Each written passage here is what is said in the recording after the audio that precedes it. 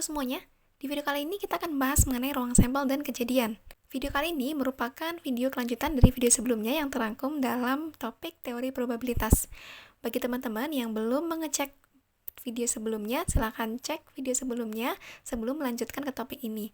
Sebelum mengenal lebih jauh mengenai teori probabilitas, teman-teman perlu mengetahui dasar mengenai apa itu peluang.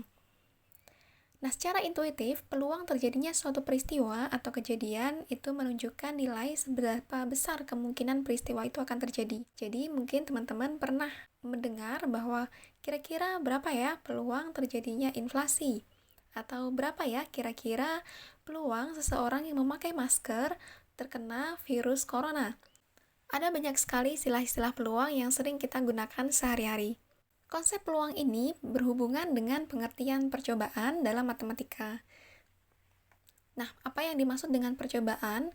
Nah, ketika kita melakukan pelemparan koin, misalkan, kita melakukan suatu percobaan di sini. Nah, percobaan ketika kita melemparkan suatu koin, hasil dari pelemparan itu adalah hasil yang tidak pasti. Kita tahu bahwa angka yang akan keluar itu antara misalkan angka atau gambar dalam suatu koin. Tapi tidak diketahui secara pasti apakah nanti akan angka atau nanti akan gambar. Kita hanya tahu peluangnya bahwa akan muncul angka atau gambar. Istilah dari percobaan ini berbeda dengan istilah yang digunakan pada laboratorium, misalkan di kimia atau di fisika. Nah, percobaan dalam istilah matematika ini diartikan sebagai suatu prosedur yang dijalankan pada kondisi tertentu, di mana kondisi itu dapat diulang beberapa kali pada kondisi yang sama. Jadi, ketika kita melemparkan koin, maka kita disebut melakukan suatu percobaan.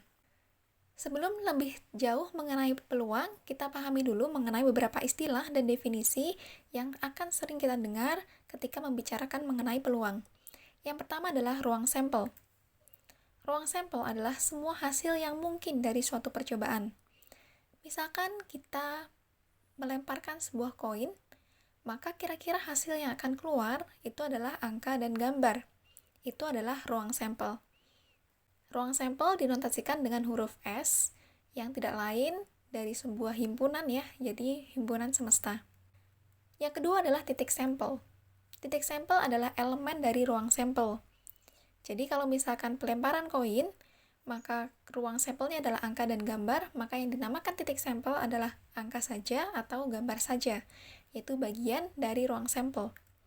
Notasinya adalah huruf kecil, bisa A, B, C, atau X1, X2. Contoh, misalkan dalam pelemparan sebuah dadu 1 kali, maka kira-kira ruang sampelnya adalah 1, 2, 3, 4, 5, 6. Ini adalah kemungkinan angka yang akan keluar.